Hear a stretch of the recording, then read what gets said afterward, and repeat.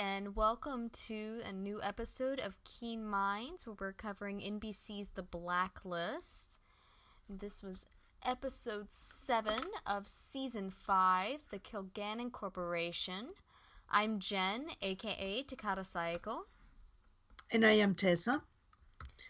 And I thought it was an excellent episode. I actually tweeted Hisham during the episode, and I said, I didn't realize I could love Dembe more, but I do. Thank you. I thought it was a terrific episode, especially because they've been choosing this season very, very hot topics and they handle them in a way that, even when one of them makes me a little uncomfortable, then you put another one next to it, and they somehow balance one another. So I found that very, very well done. I feel like on this one, because it's such a difficult topic. There are so many different points of view and so many different things to look at for it, just in the topic as it really is. I felt like they did a good job of not being too one-sided on everything. That they put out a couple different points of view on it and showed the humanity behind it. I thought they did a really good job with it. Mm-hmm. And I particularly like that they have been taking old themes, things that we have seen Red do in one way or another, and they are picking those dangling ends up. And this is something that we see in Alistair Pitt, that he talks about the tunnel and getting Rogelio's cousins up again. Rogelio was a man whose cousin was a gardener of the man who actually stole the storm of the Sea of Galilee. So they brought the Sea of Galilee. I'm happy that now they bring in that side of Red business down. And the fact that he did it because somebody had to do it and he could do it well without lives being lost. And I think, in a way, they've really done a good job of humanizing a lot of what Red does, because he does a lot of bad things, and so it's easy to try to sort of pigeonhole him originally into a bad guy sort of situation.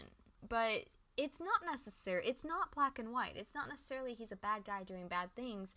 Sometimes he's a good guy doing bad things. Sometimes he's a semi-decent human being doing semi-decent things. It scales all over the place. And this is something that,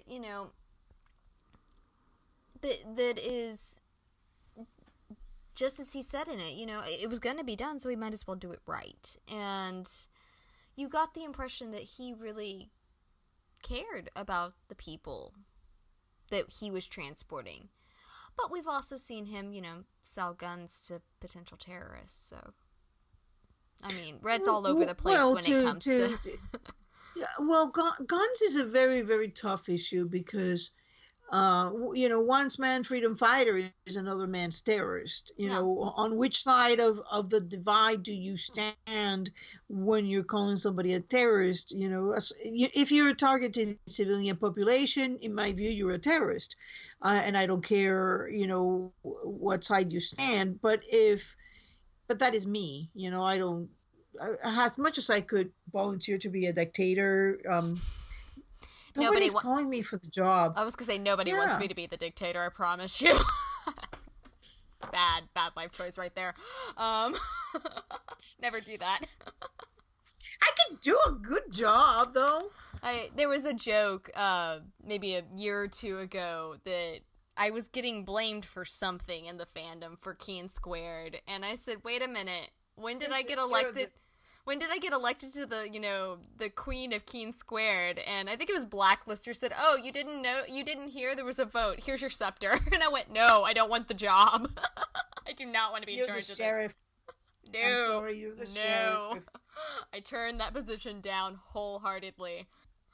Yeah, that's so I really enjoyed the way they took an issue that is such a complex issue, and I particularly like, because Samara is the one saying, well, not everybody that is coming is a good person, you gotta have border control, and you And get different sides of the issue. that's what I mean. They didn't just one side it, because I mean, a lot of times you're gonna have whatever the writer's point of view is to a degree. They were very careful to make sure to point out this is a complicated issue. You don't want to just flatten it out. I think they did an excellent job in doing that, and respecting the fact that they probably have a very wide viewer base that has a bunch of different opinions on this, and we're very respectful in that. I was very, very pleased with the episode, and I particularly got to say, I love the Blacklister. Sometimes a Blacklister is just great. Sometimes the Blacklister is just like, eh. But I love the old man, and I love the mother. Oh, the mom was awesome, but I cheered when Red put the kid down. Oh my gosh. I mean, like, it broke my heart when Red's sitting there, and like, I don't think he ever would have hurt the mom. I really don't. He was just He using her didn't as even leverage. have a gun out. And he's looking at her like, hey, I'm just doing this because I need the information. Exactly. And the kid pops off, and he just looks at her and goes, I am so sorry. He's like, you just lost your husband, and your kid just said kill you. I'm so sorry, ma'am. Your kid kill your husband and father, and now is giving me the go ahead, like, yeah, get rid of him. Favorite line, hands down, of the show. Your mother brought you into this world. You didn't think she could take you back out. Well done, James. Well done. Yeah, that was it. Was but I generally care for the mother and the father, and I find it interesting because this is absolutely the first time that we've had, if I think I'm correct in that, and correct me if I'm wrong, this is the first bad son that we've had. I don't recall any other bad son. I mean, we've had other sons that are blacklisters, but I'm not sure that I would call them bad. I mean, in the Jinn, we had, I mean, and I don't, we... Well, but that was, the, yeah, I mean, he but was I was going to say, not I'm not sure I would call them bad. I mean, because there was so much trauma there. Yeah, there was so much trauma there that I'm not sure I would relegate the father them to had a strictly point bad. of view. Red had a point of view, but definitely the fact remains that he had the son have a gender reassignment surgery without his consent. So that to me is a bad father, but a bad son.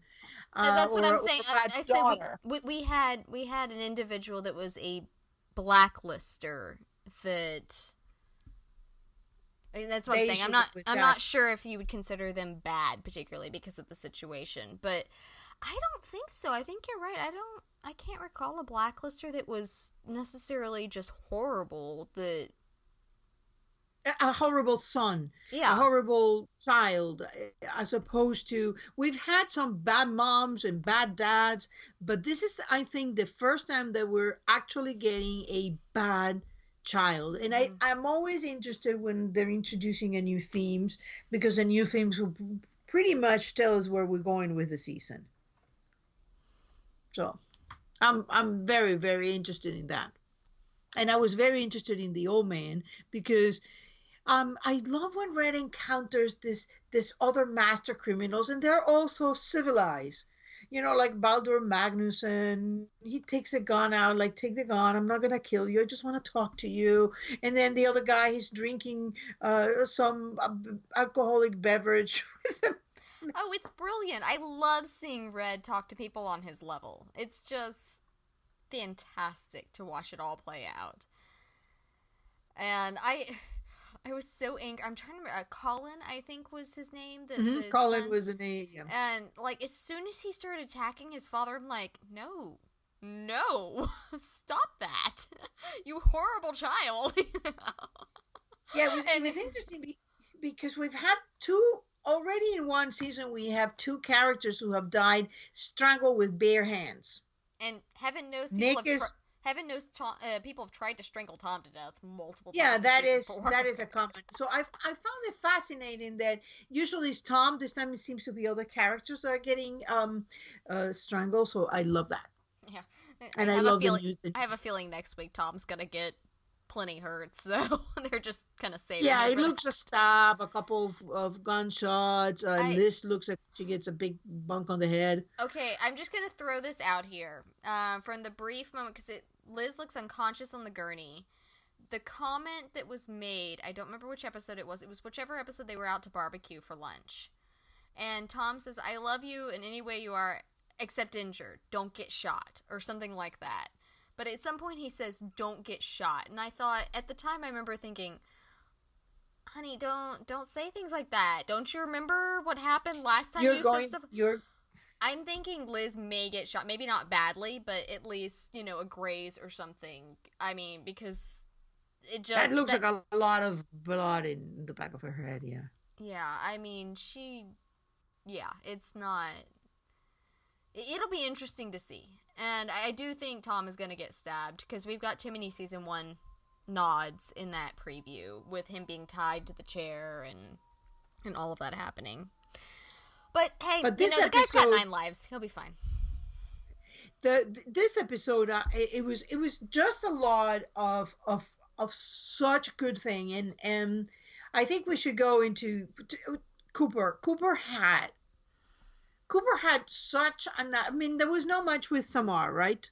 No, I mean, you had one little bit with Aram. My favorite thing with Aram was when he was inserting the chip into the tooth for Dembe. Yeah. He said, hey, if you didn't have to kill people for a living, you would totally be my what was it? No, he said you are my role model, except for the part Yeah, about killing people. there we go. That's it. And so like 5 languages, right? 8. And how do you know that the sound is going to travel into your bones? And so I love when he start getting like intellectually like he has like a crush on the intellect of people. Well, he's done that with Red, With Tom. obviously.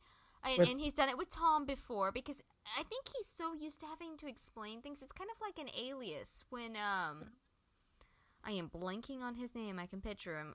But when the tech guy in Alias would just go on and he had to explain everything. That's how Aram is. He has to explain everything to everyone Things all that the time. are obvious. And so, yeah, to him it's obvious. And when someone actually knows what he's talking about, I think he gets very, very excited. And I still say that the Tom and Aram bromance needs to happen, because we need our nerd boys to go play video games and, and drink ginger beer and play video games and nerd out to Doctor Who.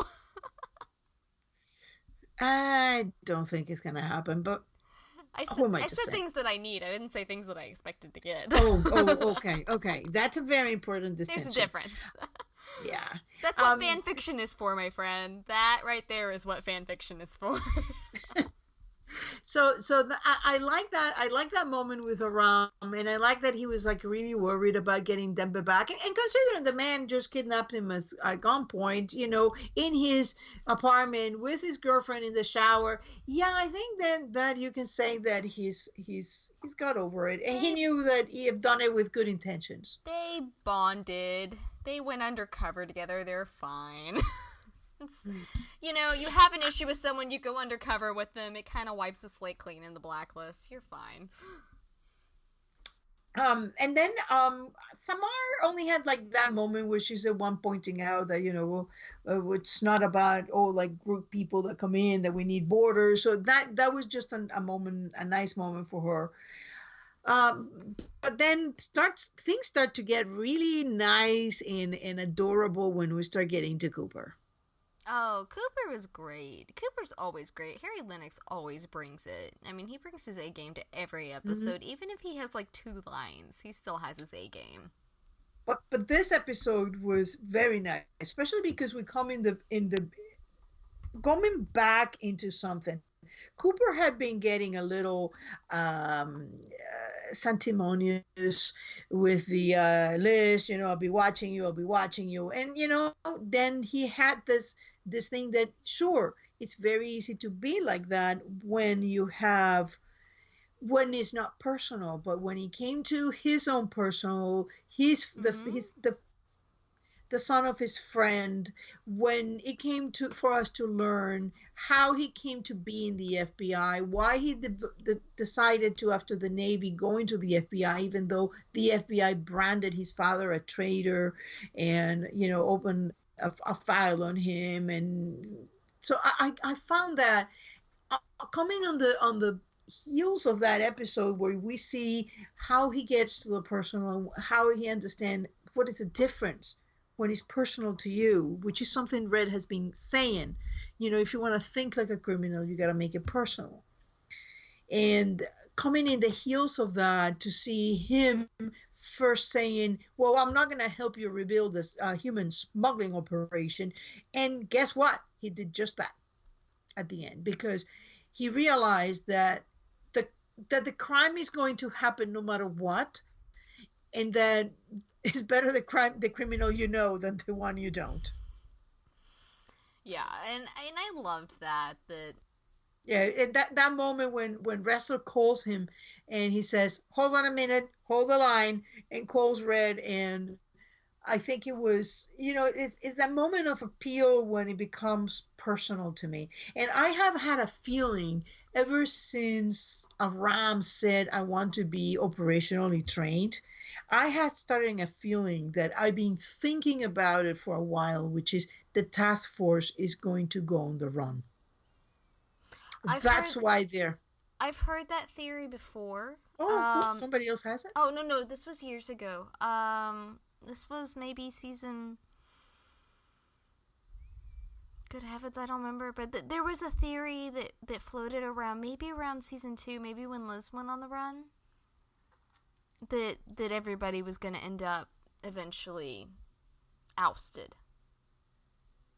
I don't know that that's how they're gonna end up their lives, but definitely I think that there's gonna be a point. And once he said it, I'm like, and now you're starting to see other things happening. Like you're taking all the characters into understanding that there is, even within that gray, there are lines, and you cannot just say, I'm standing here on this.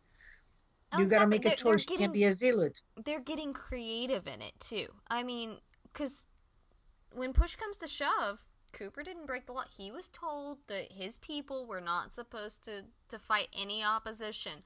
Just because he let someone know that, no one told him not to do that. And so he let the opposition know. Be a slight opposition, and we can't do a thing about it. So it was a very, very nice moment. I loved it. I really loved it.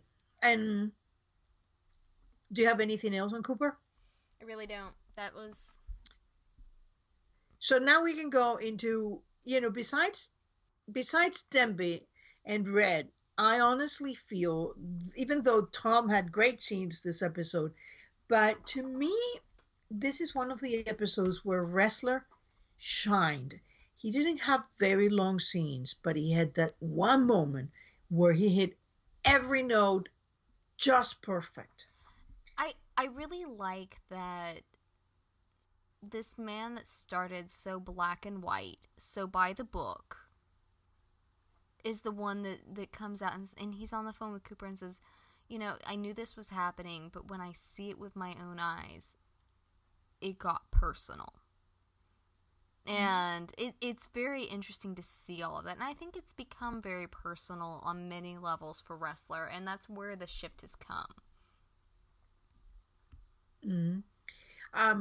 It's amazing because sometimes for people who are, a bit of a sanctimonious person, it comes to being the one in the position to having to do things that you don't necessarily believe, but you realize that you have no choice. You have no real choice. It's a Hobson choice. And he did in that moment exactly what a Hobson choice is. It was the choice between saving those or letting them go, and he chose to save them. And it's interesting because to me, that moment when he sat there and he's at he sees the way these people are going, and he gives Red that smile. That smile to me was Wrestler wrestler grew up in that moment. He stopped being the Boy Scout, and he realized, a vision, not the scared little boy that lost the father, but the man who realizes in every situation there is good and there is bad, and you cannot make a zealot decision that this is right every time and this is wrong every time, that there is good in the bad and bad in the good. And that smile that was like it was actually the first real smile he gave Red. He had other moments of compassion with Red, like when he picked him up and almost like Red almost fell and he like grabbed him, but that moment, that smile. And that the way that Red greeted him was fantastic. I mean, just the name, and I mean, he's always called him Donald, but still, it just, there was something about the way he said it. It was just so spot on between James and Diego. Just hats off to both of them in that scene. Yeah, that to me, that that moment and this episode was, to me, Dembe first, Dembe and Red, but then I gotta say, even with all Tom scenes, to me, this episode belonged to Wrestler after the main, with that moment. So, hats off. Well, do we want to move into Dembe then? Yeah, let's go into Dembe. Dembe owned this episode. Like I said, his Sham, that man, like, every time I hear something new about him, I'm just like, you are just such a precious man, please. never change. You beautiful soul, you. He's just, the actor is amazing, the character is breathtaking, it's just all the way around. And I mean, part of the wonder of Dembe is how quiet and calm he is in the midst of all of this chaos. I guess I didn't really hope to have an episode focus so much on him. I mean, we've had small arcs like when he got kidnapped, and Suma when he kidnapped Aram. Yeah, and when he kidnapped Aram, that was a little bit more focused on him, but I don't think we've had something quite like this before. I mean, this was a whole new level. Yeah, it gave. I agree. So much more depth to the character. The little girl. I mean, I saw someone on Tumblr said Dembe using his, using his last bit of air to comfort what would have been a dying child, reblog if you agree, or something like that. And I'm like, yes, because that's just Dembe. I mean, this kid is alone without her parents, and he just kind of adopts her and is like, fight me, I will protect her. And that's more the themes that we always see with the Blacklist. Is a child in peril, is a parental figure that becomes, and it's funny because at the beginning when he's like making friends with the kid, the parents just like grab the kid like they're scared of him. And it's interesting that at the end is him that brings her home. Mm-hmm. And they have that moment where they're like looking at each other, and that got me even a little teary. See, I'm not a shipper. I mean, romantic moments truly just make me very uncomfortable, but that moment had such a beauty, such a magnificent beauty of this. They got through hell together, and he's just happy that this child will grow up and have a life. And in those moments, when that Red is going to get them across the border, escaping from whatever horrible thing they gotta be escaping from in order to get to those conditions with a child. Do you just mean emotional moments make you uncomfortable? Yes. Okay, you said romantic moments. No, just romantic moments. Emotional moments don't make me uncomfortable. Romantic moments. Okay, I'm trying to find where your jump is there, because you were talking about the kid in Dembe, and then you started into romantic moments. Oh, because I was trying to find your jump there. No, the moment is like, usually I say that I don't like romantic moments, but I do like deep emotional moments. There you go. And that was a very deep emotional moment. There we go. I'm just like, I know that you're not referring to that as a romantic moment, but I'm trying to find the jump, because you switched gears in there somewhere very slightly, and I wasn't following. Oh, I do that all the time. I know. Usually I follow, though. Yeah, no, that had nothing to do with romance. So that moment was beautiful, and it was also the moment when even at the end you see that Dembe, and it almost had for the Christians that you can almost relate to a moment where of doubt, that moment of doubt that he has when he thinks that Red can't find him and Mm-hmm. he has been abandoned. And there's that moment where he opens the truck and there he is. So and we've gone into the kind of mythology and symbols, quite a bit. We have read, being the vengeful father. We have but this was particularly beautifully made. Oh, I thought it was interesting that Liz and Red were talking about, why Dembe stayed. And Liz said, "Well, you saved him." He said, "Oh, no, he didn't stay because I'm his savior. He stayed because he saves me." It was just such a beautiful moment to see that spelled out for us. Because, I mean, I I have always viewed that in. You've made the comment that it's more of an older brother, younger brother sort of relationship, is how you view it. I viewed it as It's kind of. like halfway. Yeah, Yeah. that's a good way to put it. I was gonna say I tend more towards father son just because of how young he was, but it really was a mutual saving there, and that added so much. Like, I always knew there was a lot of depth there, but it just added Mm-hmm. so many more layers, and it was just so beautiful. That idea that Red physically saved Dembe, and then Dembe saved him on a emotional and maybe even spiritual sort So of level yeah. Mhm. And of it being goes there. very, very deep into the mythology of the Blacklist, because in the Blacklist, one thing that is always a surprising is we're going a lot into identity, and one of the identities is shapeshifter, and that is one of the themes of the sub themes of the theme of identity within the Blacklist. We have, is a person that seems to be good and is bad, like the director. It's the people who seem to be bad but they're good. And in this case, it's interesting that the shapeshifter is the person you think is a savior is the one being saved. Yeah, definitely. And that's one of the things I love so much about it. Was that shift there and that understanding. It was kind of like the curtain being drawn back and getting a Mm-hmm. view into that.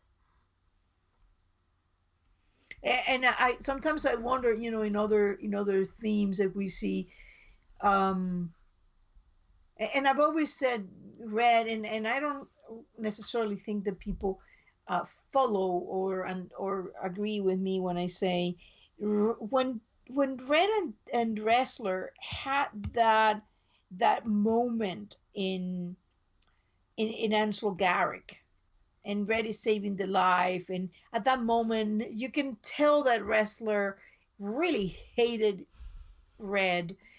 And he's talking about, the things that he wants.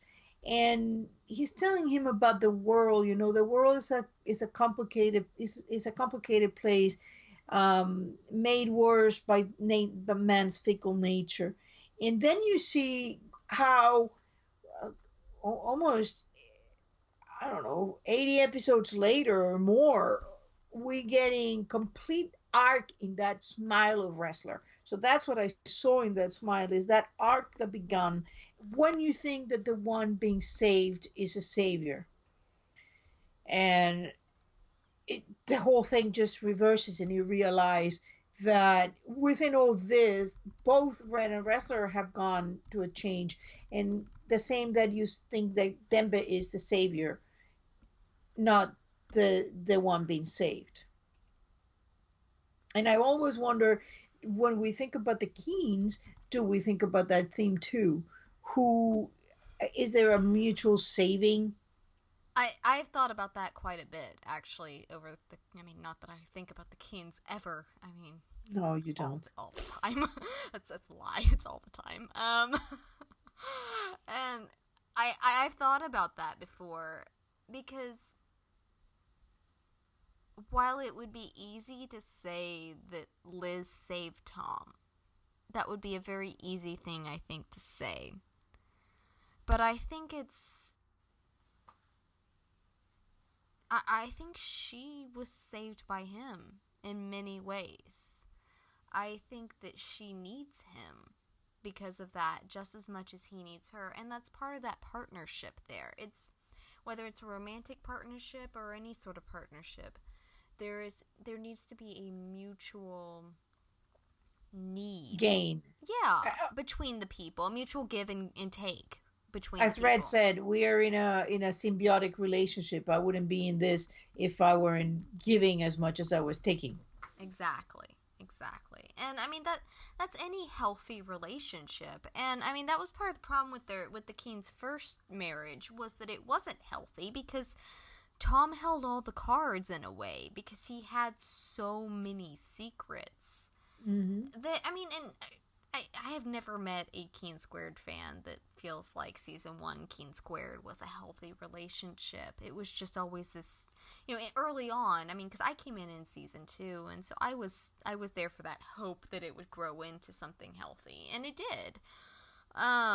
But they've come to this point where I really do think that they've saved each other in a way. They are each other's anchor, each other's Mm-hmm. life raft in this chaos that's rained down upon them.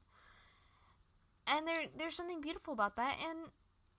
And the same goes for Dembe and Red. I was going to say, in a non-romantic, and that's just a different type of relationship, and that's what the Blacklist does so well, is takes these relationships that some of them are romantic, some of them are platonic, some of them are familial, and they just explore them at their core, because so many deep relationships are very similar at their cores. Mm-hmm. I mean, your best friend and your romantic partner for life, they're gonna be maybe 90% compatible with some of the same things you have with both of them. You know, I wonder how anyway. how that relationship became about Dembe being the savior instead of the one being saved. He was a 14-year-old who's been abused in so many levels, and at one point he realized that the man who had saved him, had such a dark view of the world. And this is 1993, so he was really. To anybody that's listening to this that would like to take a fanfiction request, if you would like to write that fanfic and tell that story, I will love you forever, and I will read it completely and totally.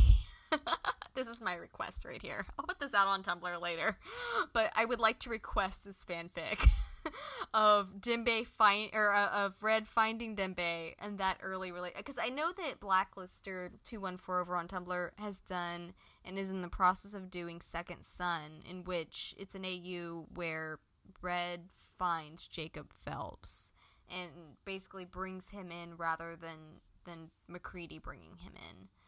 And he's raised along with Dembe. And it's a fantastic look at it.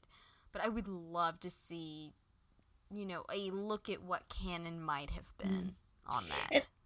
And one thing that is interesting in terms of parallels, because, this season the parallels are so thick, so many of them in so many levels, that you start wondering, and I've had a few posts on this in which I've analyzed the fire memories, and I've come to the conclusion that during the fire, however, it was Liz who saved Red.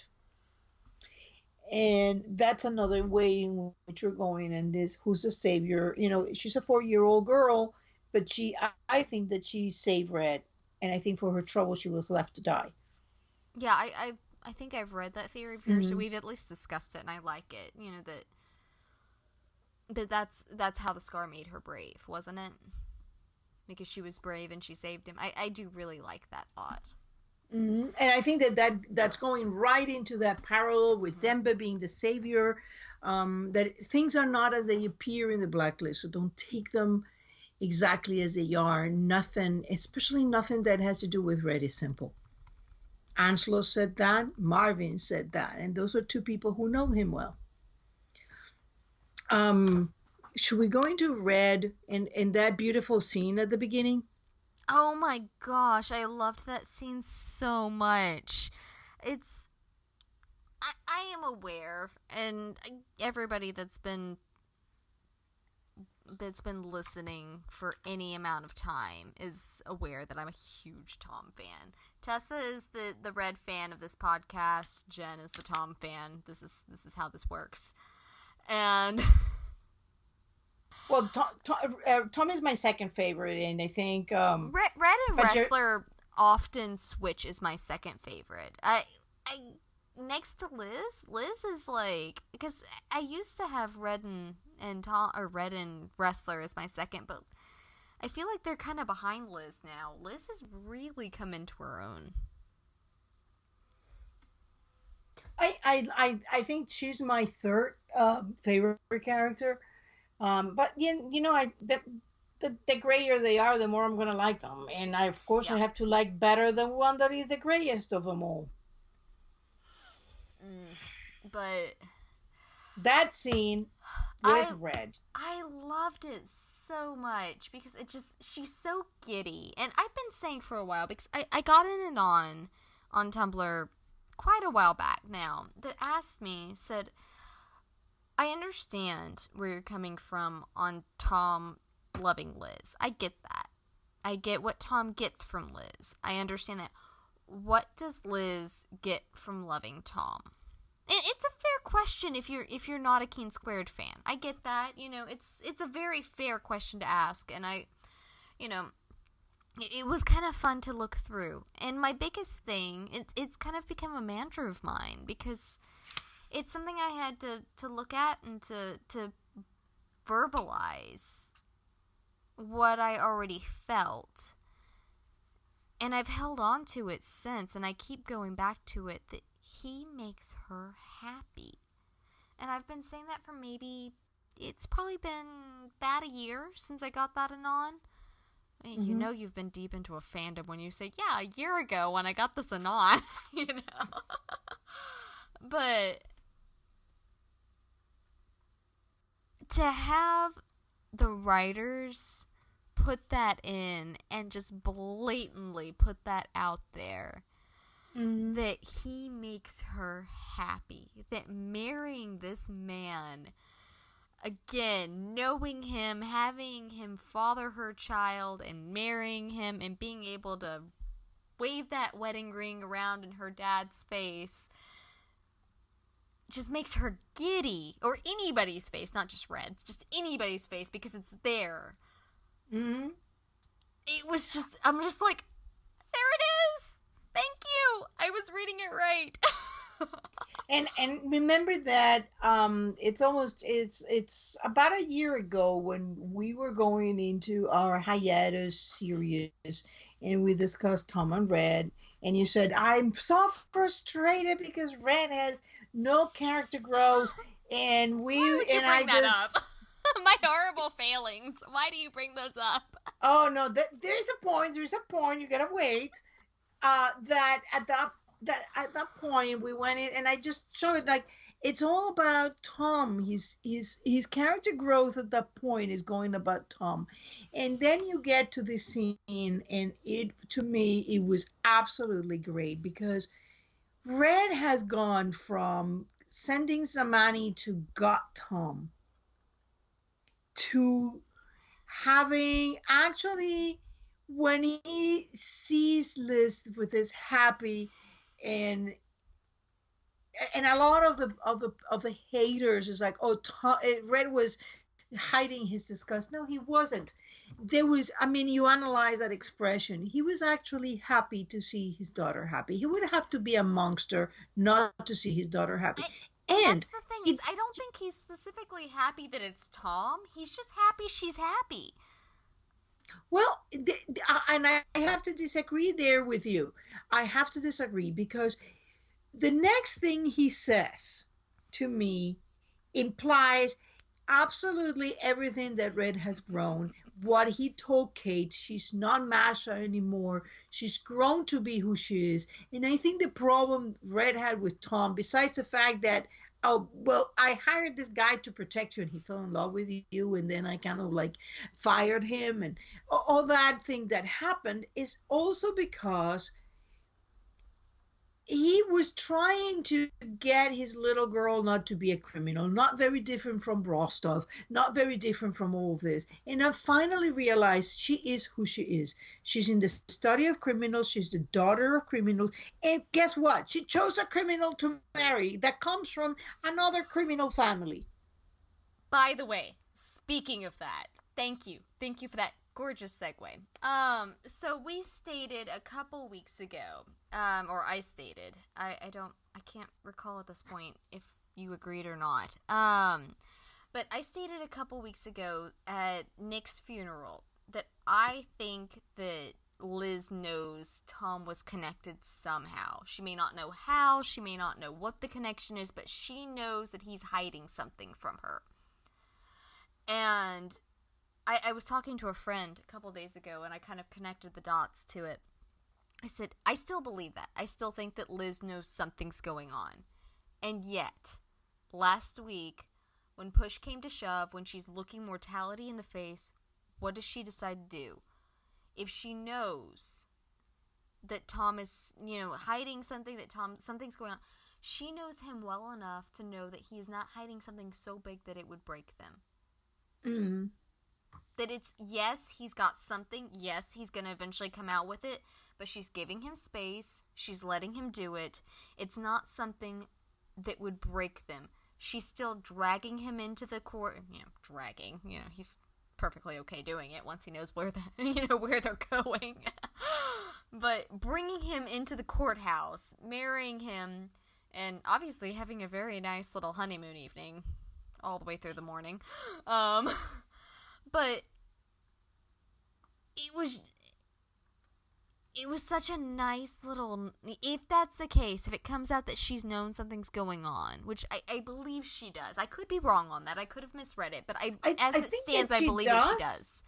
I think she does, but I think she knows she's connected to Red. So I think at this point she's saying, I don't know what my father and my husband are up to.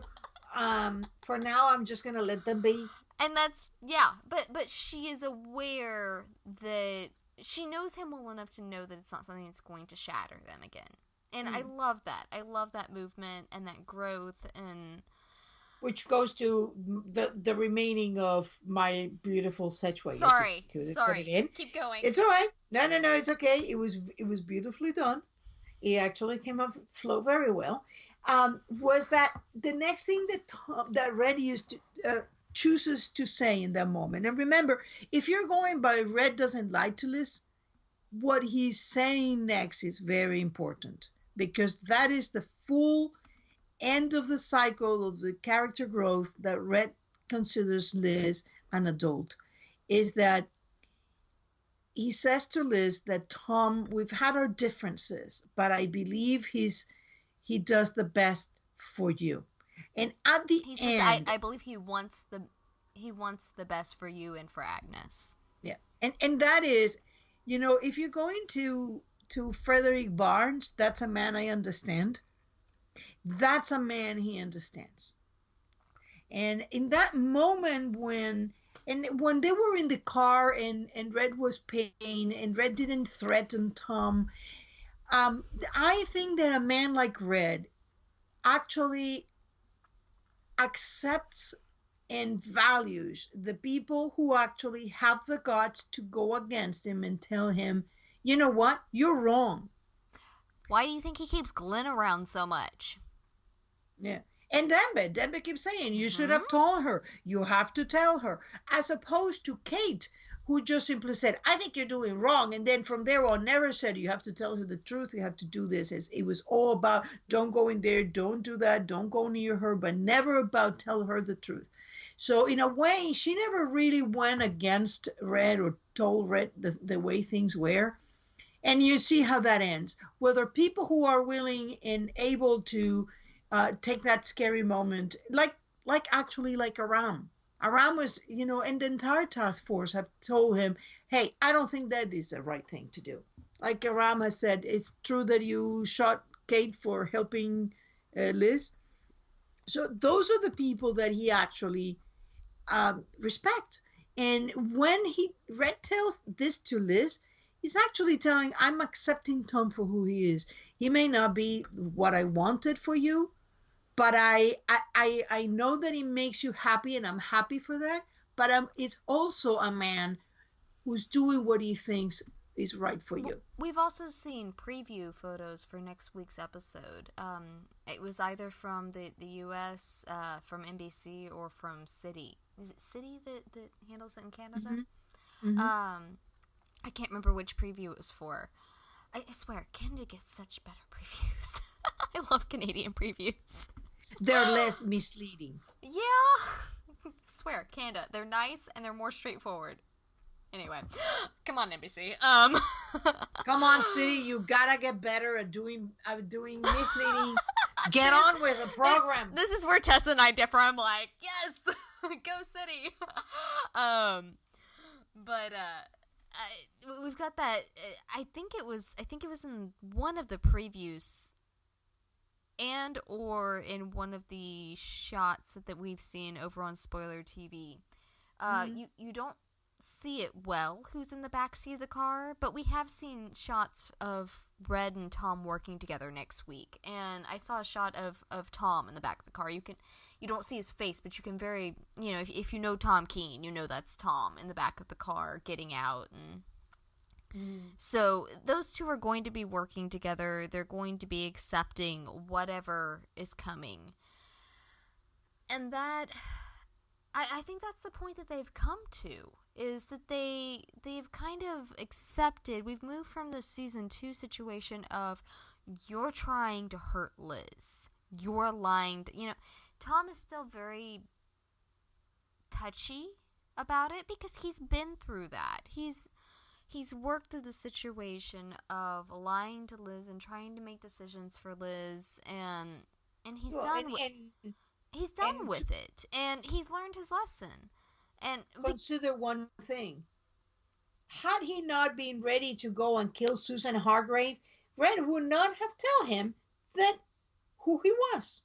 Yeah. So, he knows firsthand that Red will only dish out when his feet are to the fire. Exactly. And I thought for a while, if anybody went back and read my story I did over the summer hiatus, I did a Redemption and Blacklist crossover to try to work through some of my redemption feelings that I had after it was canceled. But I love the idea of basically Tom bringing it to point and looking at Red and going, I'm giving you 24 hours or 12 hours or, hey, look, she's in the next room. Time is now.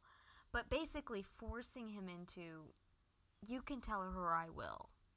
But she needs to hear it from you. Because Tom is and this weaves back into what I was saying, that Tom is well aware that Liz needs the truth.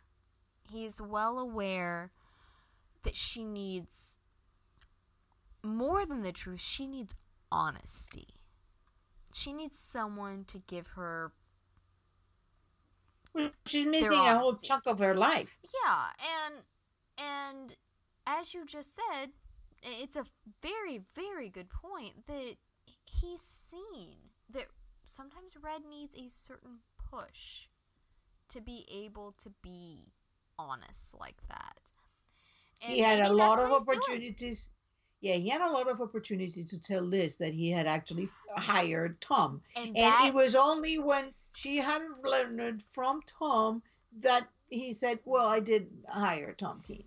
And Red has had a lot of opportunities. You hear the fandom screaming and ranting about Tom, and I understand that. Don't get me wrong. I do understand the idea that Tom should tell Liz. I don't. I disagree to a degree because I also see Liz in the way she reacts with father figures and the fact that she just kind of throws some of her own logic to the wind. I love her, but she does. And I think that coupled with what Tom's just been through with his own family, it's completely understandable. He's in the boat that he's in. And so... But Red is not telling her either. So but that's my you point, cannot... is that you've got so much hypocrisy going on right now with Tom needs to tell her, but no one seems to be screaming for Red to tell her. I would like to scream for Red to tell her. Neither one of them is actually telling lies. They're just omitting. They're just, and at least Tom is omitting, this, it's delayed truth. He plans to tell her. With Red wants to bury that suitcase, and he wants to delay it until after they're both dead. Yeah, but and maybe that is, I don't know what the suitcase is, and maybe that is actually the best thing. I'm not one of those people who think that truth is always the best thing. Sometimes it isn't. Sometimes there is a time to put things in the ground and forget about them. There's a time for everything, and you cannot keep going on like on and on and on and on over years and years over the same thing over and over. At one point, you got to put it, lay it to the ground. But at this point, that they're basically doing the same thing. So yes, you can't do this hypocritical thing of, oh, Red is great and Tom is not. Exactly. That's the point there. You're gonna marry a man that is just like your father, or you're gonna marry a man who's completely opposite. And Liz went for the father.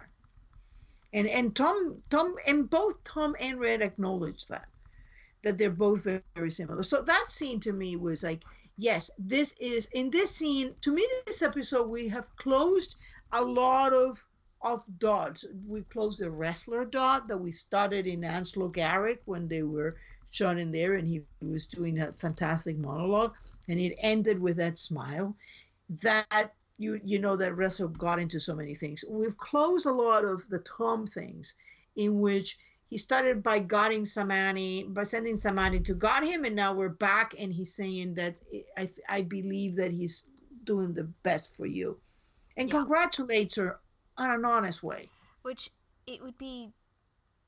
I may have to do this parallel. Oh God, that's a gorgeous parallel right there, with him fussing at her when Tom's in the hospital in season 3 after the whole Gina, the botched Gina heist bit, and him saying, he's this and he's that, and he's not fit to raise that child or to be your husband, rah, rah, rah, rah, rah, and he was, grumbly father going there.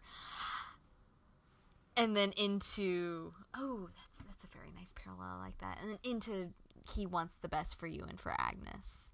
Mm-hmm. And he's again to respect. He wouldn't be able to respect a man who would be afraid to tell him what he thinks, who'll be a yes man. And Tom is always happy to tell Red exactly what he thinks. Yeah. That's not something Red has to worry about. And, it may not be the son-in-law that he originally wanted, but it may be the son-in-law that he needs. Yeah, I'm sure that's the same thing with Tom, with Dom and Red. Yes. Yes. As Red said, I'm not the person that you wanted me to be. As much as I would love for Liz and Dom to meet, I would also really like for Dom to meet Tom. And for him to go, oh God, you're young Raymond. And both Red and Tom to look at each other and go, no. Like both of them to be 500% really offended by that. Yeah, really offended. And Liz just to look back and forth and go, yeah, you're right. No, but I think that they both know it. They both know it. Those two have an honesty about it. They know. It's like he says, you and I have a talent for it. But it's different when you admit it about yourself and when someone else calls you on it. I want Dom to call them on it. True that. Which tells us to get us to the other scenes that Red and Liz had. When he's waiting and he's desperate, and you can see Red is about to lose hope. There's a moment where like all the light in the world goes out of him when he's in that apartment and he realizes he cannot get this man. And Liz tells him he has nothing. He's going to have to go. And then right at that moment, Liz just said, Red goes into that point. It is the only time, because remember when Liz was saying to Red, you can't be vulnerable for one because nobody has ever helped you. And this is a moment where Red is absolutely totally vulnerable, and he's open up to his daughter, and he's telling him that there's a darkness in him and that Dembe has saved him. And that scene, that monologue was Emmy worthy. I just, these writers coupled with these actors, we are so blessed. I mean, it is just so amazing.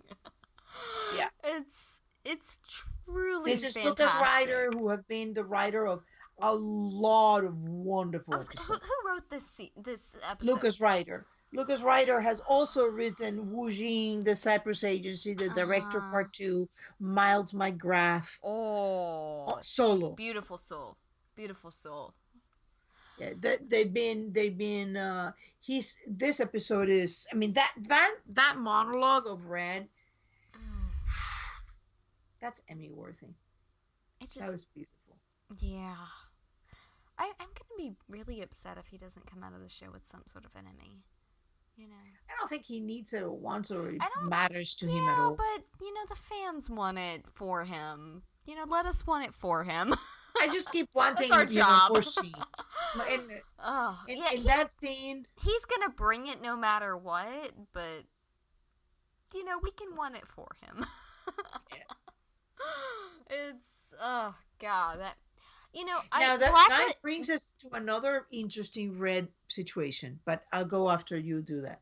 Oh no, I was going to say that the Blacklist is really my first experience with James was Stargate, the movie. Mm-hmm. That was my very first James experience, and outside of Age of Ultron, Blacklist is the only other one. So this has been my only lengthy experience with James, and you should see Boston Legal. I have heard that. My problem is it's not on any of my streaming sites, and so it makes it difficult for me. I'll have to go in and purchase it, which takes time and effort. And right during the main season, it may be next summer, something I do that I'll start working through the seasons. But it's definitely on my list of things to purchase as my bit to watch, because I've heard it's excellent, and mm-hmm. I will do it straight for James. Like I love Bill Shatner, but I will do it straight up for James. Oh, their dynamic is terrific. I have heard that, and absolutely terrific. But the moment, there's another very interesting moment when I think when Crispy tells Red that they got Tom, and Red just looks at Dembe, but she doesn't say anything, which makes me believe that Dembe doesn't know that he hired Crispin. So Red is hiding things from him. I didn't get that particularly. I just got Red being like, oh god, worried. My son-in-law is in trouble again. Worried / frustrated / really? Secrets put people in harm's way. Yes. Come on, Red. Come on. Well, but then the other aspect of that, and I think one the people get is that we don't know why Red is keeping these secrets. They may be because he's a secretive person and he just can, like Tom, just like Tom got with Liz in, oh, I'm not falling in love. Oh, crap, I am in love and I have no idea how am I going to get out of this? How am I going to ever tell her about anything? I think it is could be just like that Red just goes in and, and then it gets difficult, and he's such a complicated person. Everything about him is complicated, so he doesn't know. So I don't know, but that was an interesting moment. I wasn't sure if he's keeping that from Dembe or he just look around because he's worried or whatever. I'm not sure. I'm not ready to make a determination on that, but I did notice that moment. And then there was a beautiful moment when he's, the parents of the girl have been taking, and he says, I found that a little bribery goes a long way. So that is something that they did in the comics. So again, they're taking one dangling end that came from the comics and, from God, years ago, and bring it right now.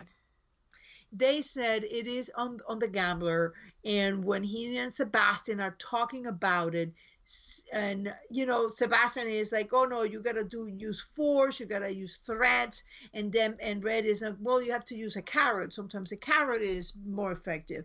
And what he learns from Sebastian is you have to mix. You can't just do one. You have to do both. But whenever possible, Red will use bribery.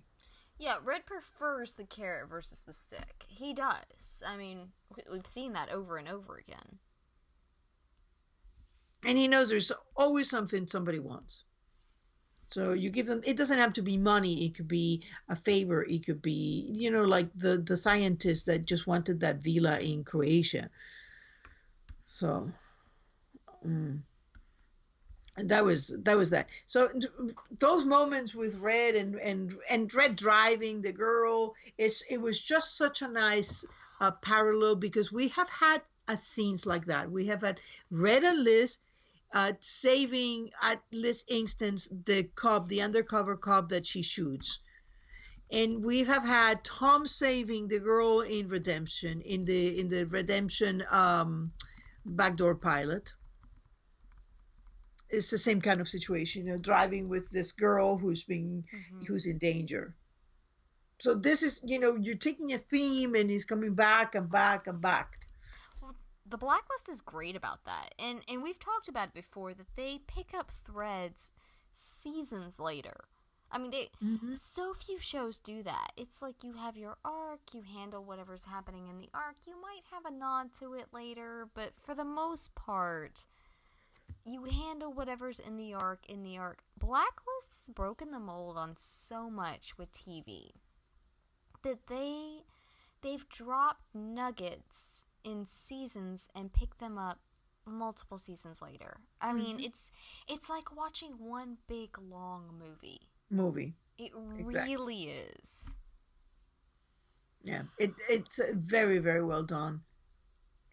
Should we move into Liz and Tom? Yes. They didn't have a lot of that together, just a beautiful scene in the morning. Oh, for Keen Squared fans, they did. That scene was well celebrated. We're a quiet lot on. I hang out on Tumblr for the most part, and we are a quiet lot on there. We really are. I mean, we're more vocal now than we were when I first came in. But for the most part, we tend to talk quietly and discuss amongst ourselves in various chats and such. But this scene was so much fun for us. I know that different shippers probably disagree with that, and that's fine, guys. But we are also allowed to have our moments when they appear. And particularly because she's canon. Yeah. Just throwing that out there, not being a shipper, whatever people may think I am. I am not. I abhor romantic things, but it's canon. So. You guys didn't see Tessa's face. that was full. I made a comment before we started recording tonight that most people probably consider Tessa a Keen Squared shipper, and I think I thoroughly offended her by that. I'm not a shipper, but I guess I like the Keens because of the themes of the show, which I keep pointing out. It got nothing to do with romantic. I don't like them. That moment was among the least uncomfortable for me. It's really funny. The Keen Squared, I've talked to Keen Squared fans. At least one has made the comment that certain things that you'll say, they'll go, "She's really not a shipper, is she?" And I'm like, she says she's not. I guess this is proof. I'm not. I really don't like romantic anything. If we're gonna have a romantic thing on the show, I want to see Red have a moment like Liz and Tom had on the boat. Katarina needs to come back, and I will ship that until Kingdom Come. Katarina and Red, I ship it so hard. Unless my theory is right, and she's so pissed at Red that she's the real big bad going under and behind everything now. Don't break my heart. No, do not break my heart like that. I will curl up in a corner and cry. I will legitimately curl up in a corner and cry. Do not do that to me. She's allowed her boat with the chains. it's in the I also want them to have their good boat too. They can have the boat with the chains, but they also need their good boat too. Well, maybe they need the boat with the chains before they can have the good boat. I think we got enough time for that. Can we have both? I don't know. Well, they don't need to do it for long. Maybe she's better at torturing that Liz was. Maybe. You know, like Scotty. Scotty was far better. I mean, she got it done like in what, like 10 seconds or like a few minutes, and you know, there's a lot that come with age that you just get better at. Keens. On that note. So they had that beautiful scene. Beautiful scene. Okay, so one of my favorite moments was her hopping up on the couch like, okay, listen, Buster, you may be taller than me, but right now I've got the upper level here. They were just so cute and flirty and domestic, and it was just all the while with the spy elements of, you know, do not answer that phone with your dad that is, you know, a master criminal that you have to go meet in 30 minutes. You know, and the nice nod to the annulment, by the way, I very much enjoyed that, because we haven't mentioned the fact that their marriage was annulled. Mm-hmm. Back in first part of season 2. Liz went in, and, I mean, so their marriage did not exist. I mean, because she's been calling him her ex-husband.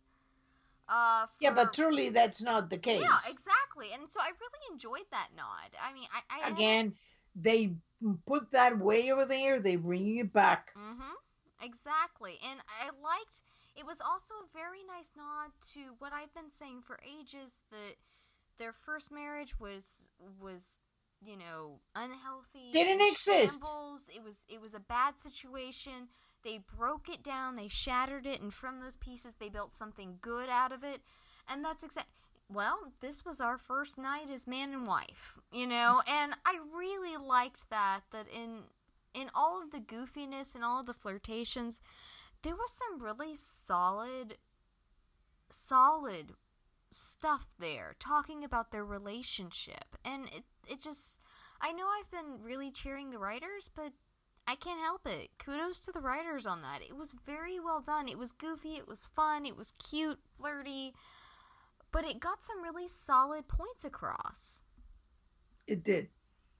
I mean, I'm not a shipper. That scene, I mean, usually when they're a little more on the sexual side, I'm a little better with them. But when they're pure romantic, that just, you know, makes me uncomfortable. I will take both. Yeah, okay. I gotta look away. I mean, it's just when they're all romantic. I gotta say.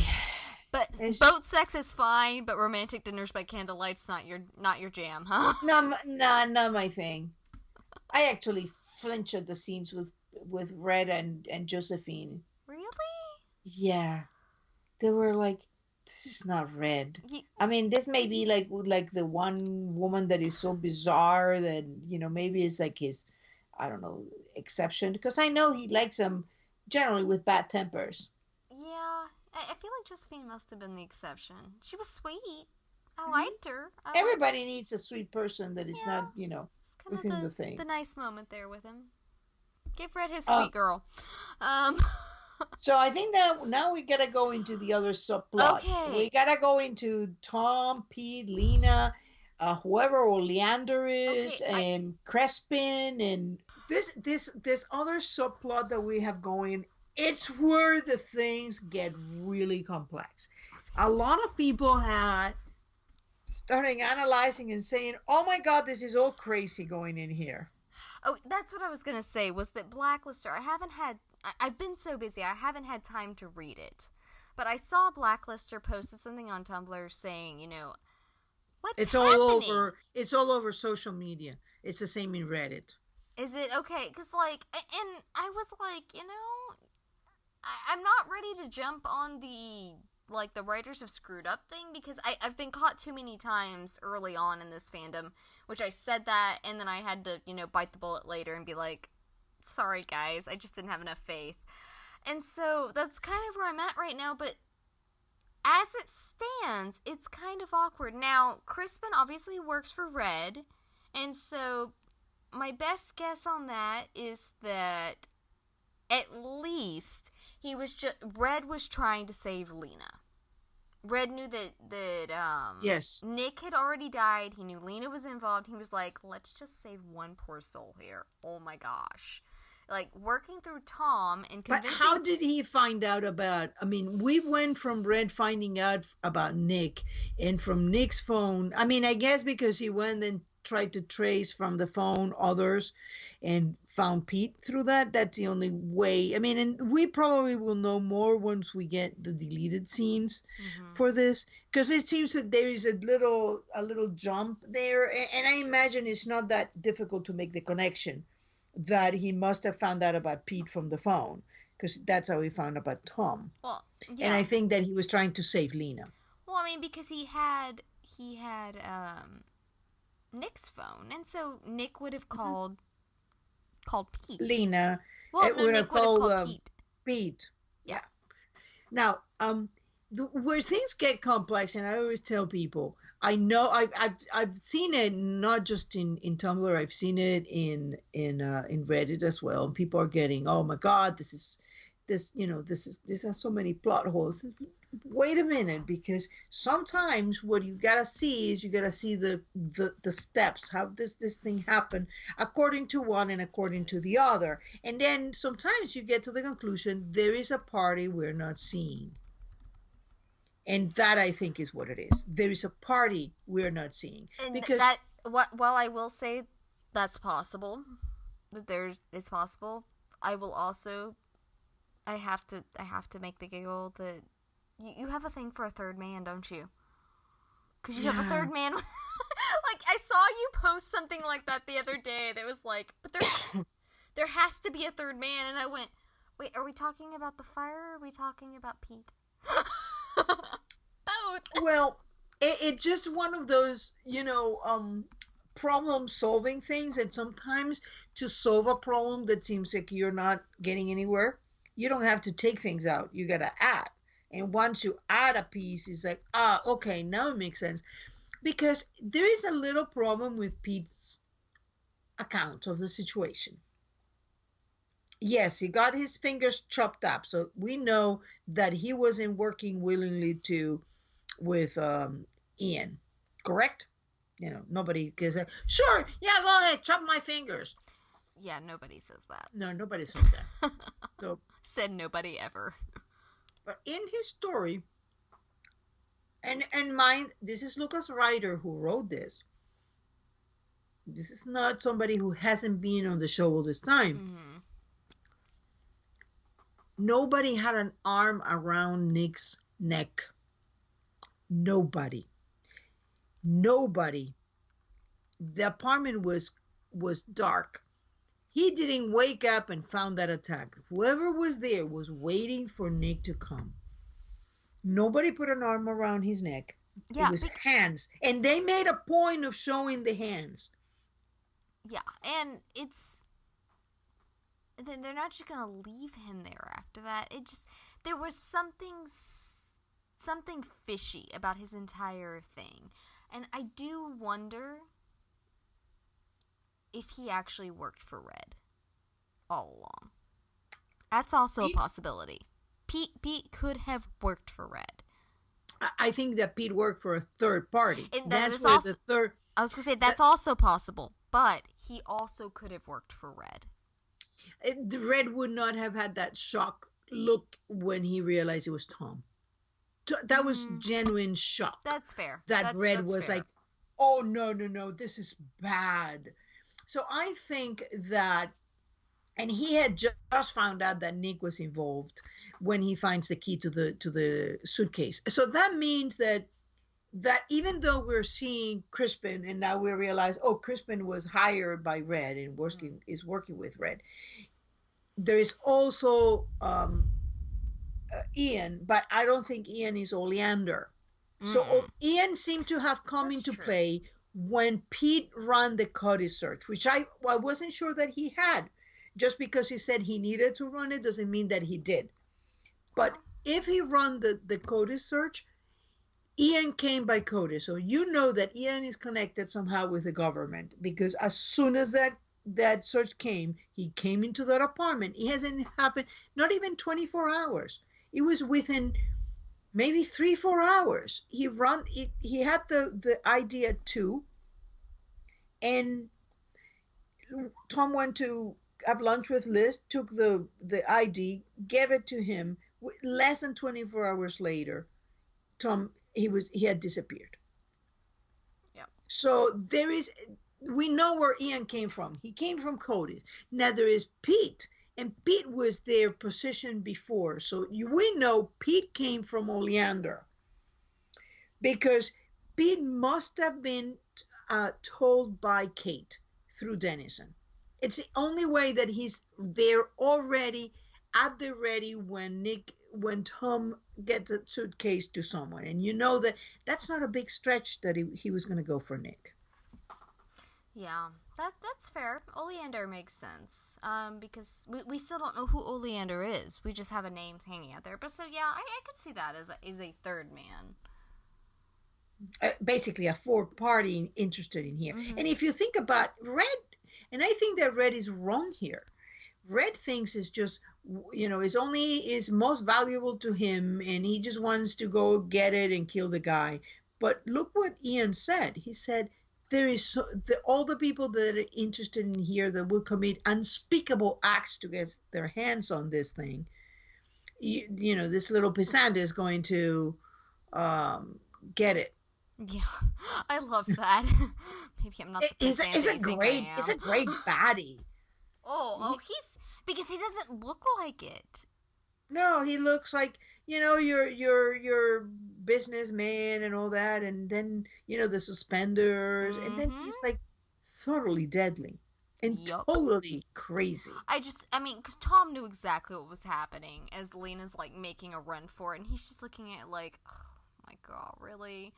And she was dead. Are you playing with her? Like, do you have to do that? And then Ian shoots her, and he's just like, okay. Mm-hmm. She was gonna die. And I think that what happened is that they got to Pete, and they said to Pete, okay, we're gonna let you go because basically you're gonna be bait.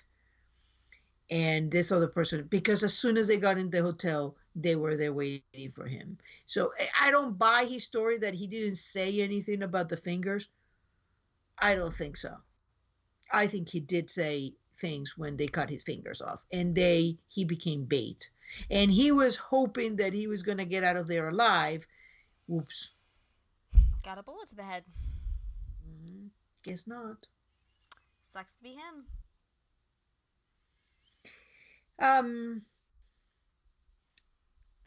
So, were you shocked that Crispin was working for Red? I didn't see it coming. But once it happened, I was like, alright. And I kind of started trying to piece some things together. Mm-hmm. That's where my brain started kind of working through Pete and what Pete's connection was and all of that. It's Red. Even if he's not on the top of his game, he's not at the bottom of his game either. Yeah, obviously the moment that he knew it was Red, it was Tom. I don't think he expected Tom to let it go. So he kind of went for Lena. And I think Tom after that, well. I honestly think that he had Crispin there protecting Tom. Oh, I think so too. To a degree. And to try to get Lena out alive as well. Mm-hmm. I think that, because, Nick had already been killed. And then you had Lena involved. And so he was just trying to get, his son-in-law out alive and Lena out alive, who's the innocent bystander. But he needed somebody to point out how to get to the guy with the suitcase. Yep. There's no way he could have known that. It's a mess, like it always is. But at least what's his name? Crispin? Crispy? Mm-hmm. Crispin? Crispin. At least Crispin knows where Tom is currently and hopefully can track him. And so, because we know that at least at some point, according to the previews and the photos from Spoiler, the Red and Tom connect at some point and work together. I do love them working together. I do love it. let's let's ask the question that is in everybody's mind, because we have not got it asked enough. Will Tom die? No, Tom's not gonna die. Oh my god. I have answered this so much on my blog on Tumblr. It's like a never It's ending question. podcast time. Every week. It's like, have you changed your mind yet? And I'm like, I really haven't, because honestly, I can't imagine anything that will make me change my mind except for Tom dying. Because I go back to again and again, if Tom Keene dies, that kills Liz's dream. Liz's dream dies, guess who told Liz she would have her dream? Raymond Reddington. Who are our two main characters of the show? Red and Liz. Liz's dream dies, Red promised Liz her dream. Red fails, Liz fails. That's a sucky show. Nobody wants to watch that. Liz's dream is not going to die. Tom Keene's going to be fine. Well, I think that a lot of the people who are hoping that he's going to die are, do not understand that from the point of view of the show, Tom is Liz, the love of her life, and unless you can accept that, the whole of Blacklist is not going to make any sense. Let's just say, theoretically, which I do not believe this is going to happen for any of our Keene Squared fans that are in panic mode. I do not believe this is going to happen. But let's just do the theory that Tom dies. Liz has this dream. Let's say Liz's husband is interchangeable. Okay, we've got half a season, maybe another half season, at the very most. Maybe two. Maybe another season left. Maybe. Okay. Yeah, because they're pulling so many threads together that this is not halfway. Still, they've spent a full 4 seasons, now 4.5 seasons, building up, tearing down, rebuilding the Keenes. They would need another 2 to 3 seasons tops to appropriately, characteristically build another relationship. They've built this whole relationship through 4.5 seasons. They're at the end. This is the relationship, guys. You can ship AU, you can ship whatever you want to ship. It doesn't matter. But canon-wise, the Keenes are canon.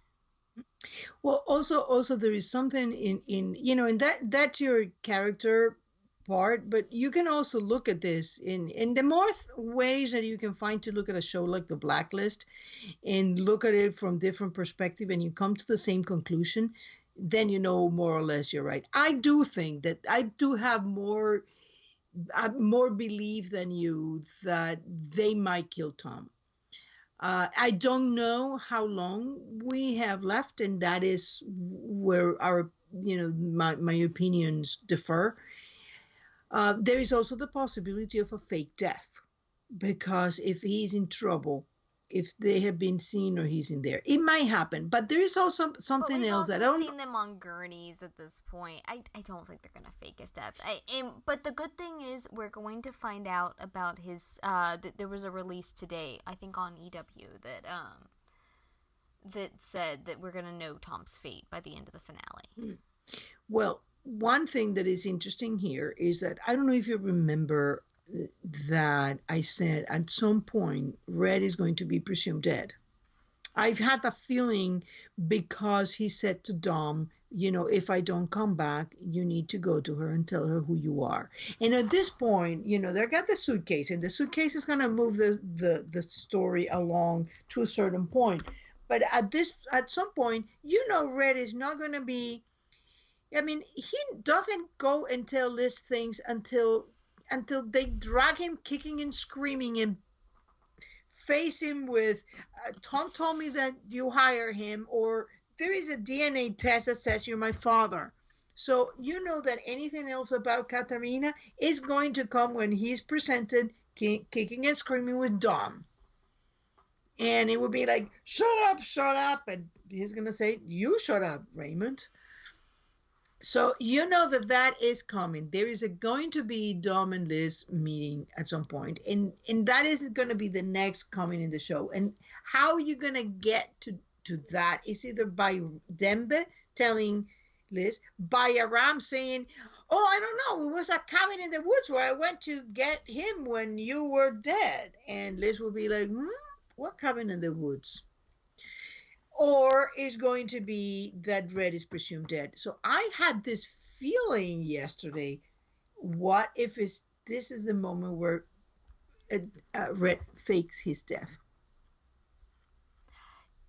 That would be interesting. Because, I mean, we've got to have some sort of forward movement. Well, yeah. And we've got to have some sort of cliffhanger for the finale.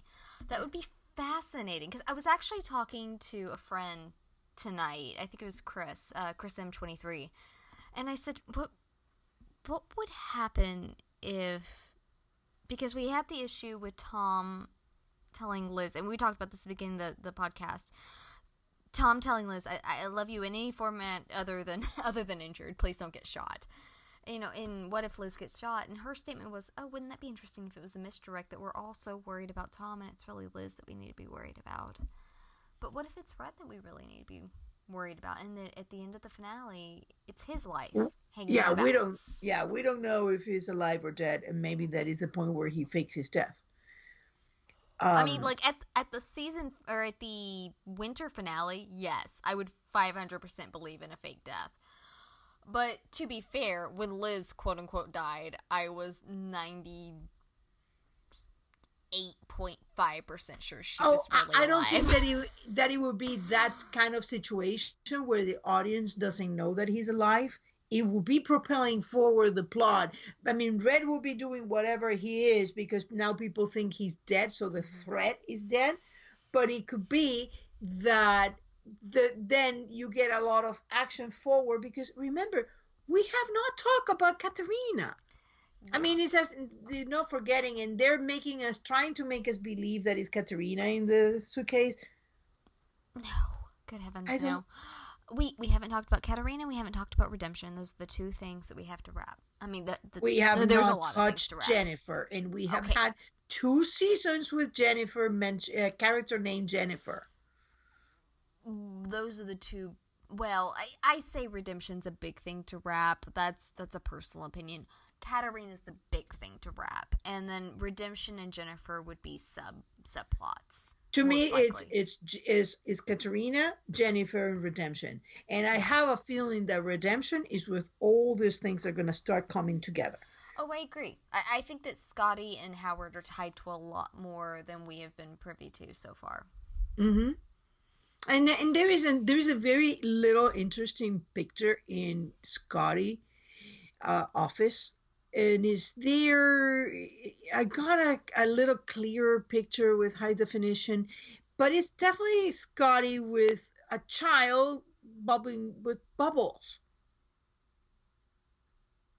Blowing bubbles with a child, with a somewhat blondish child. I'll have to look back on that. Yeah. I still would love for Tom and Liz to have known each other as children, and therefore Jennifer would have probably been in the picture at some point. You never know. I am pretty sure they did. So you got a lot of things to tie, but death. If you're going to think in terms of like a writer, what would you do at this point to get that forward? Because you gotta start introducing that. You could do that with a suitcase. But this season had been all, and this is something that the guys from... Red's death would bring Dom in, which would bring Katerina in. Yes. That does make sense to me as a writer. Absolutely. And it would be a great way. The guys from Blacklist Exposed have been saying this. This has been the switcheroo season. You think you're doing this, and at the reality, Red is doing something else. You think you're going to be presented with this, you get something else. So it doesn't matter where you go, it's always a misdirect. Yes, and that's yet another reason why Tom will not die. But it's a great misdirect if all you're worried about is Tom. Oh my God, now it's Liz.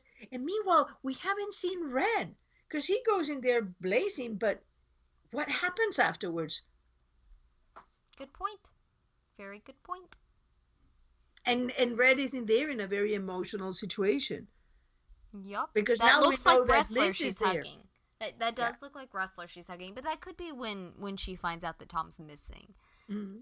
And so, I mean, like, when he's missing, she can't find him. I mean, that's... Yeah, that could be, and I don't even try to imagine how those things go, because some of the times they're not even there. I mean, look at the scene with Dennison in which Red and Dembe enter with the guns out, and then we get to the scene with the actual shooting, and that's not in. Yeah. I mean, Oh, they no, I made the comment to someone, I think it was earlier today, actually. I said, the marketing team's job is to lure you in and keep you there. And so they're not going to put things in order. They're going to put them in the not canon's order. They're going to put them in the order that makes it most that brings about the questions that only they can answer. Mm-hmm. That's their job. Yeah. If they don't do it, they're not doing their job. But they are doing their job. They're And excellent at their job. if thinking that Tom's gonna die is going to bring more people in, that's what they're gonna do. Exactly. And Tom is a favor. I mean, think about that. In season 1, he's shot. We're not sure if he survives or not. In season 2, he lives on the boat. Mm-hmm. We don't know if he's gonna come back. In season 3, he gets shot. Well, in the middle of the season. Yeah. Yeah. I mean, he gets he's shot. Consistently hurt and injured and gone. And then how season 3 ends with somebody coming in and taking Liz, and then and taking him, and we don't. Yeah, we don't know if he's alive, if he's dead. For season 3, we start season 4 with him in the back of the car, so at least we know he's alive, and we end season 4 with him on the coming back to the suitcase. So you know that he left for redemption, and it shows him coming back. So this is actually the first time that we have actually known where he is at the end of a season. Yeah. Well, I think that about wraps us up, doesn't it? I think so. Yeah. I gotta say one thing about this. I love the fact that they brought Irish actors for the baddies. It was awesome. Oh, were they actually Irish? I was gonna say that was. They're actually if they Irish. weren't, then that was an incredible accent. I was very impressed. They were the real thing, and so that was beautifully. But I also have to point out that we're getting a lot of British themes. Oh yeah. We're getting Grayson Blaze, girlfriend. We're getting there's a lot, and then Ian is the actor playing it. He's a British actor, so you're getting a lot. We're getting a really not Crispin, Ian. Yeah, Ian Gav. A lot of British themes that have begun, and to me they began when Dom said nappies instead of diapers, and I started looking out for those British, and I just compiled a list. And then there is Emma, of course. We'll see. It cannot go without me mentioning my crazy theory. That is accurate. All right. Well, guys, you can catch us on iTunes, SoundCloud, and YouTube. Please feel free to leave us comments, questions. Just chat with us on Tumblr, on Twitter, and on Facebook. We love chatting with you guys, and we will see you next week for the fall finale. And until then, try to be calm. Deep breaths, everybody. Deep breaths. It's going to be a wild ride. Bye-bye. Bye.